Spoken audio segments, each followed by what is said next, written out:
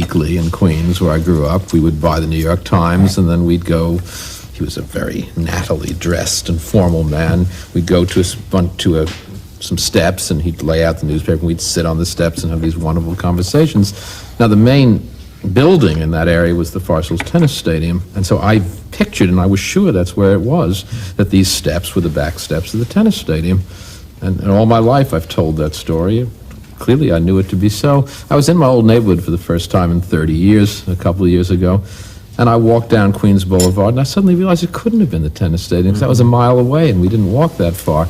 And then I saw this old, dilapidated, six-story warehouse building, and there were the steps. I had transmogrified the memory onto the more heroic building in that neighborhood, and yet the memory was so clear.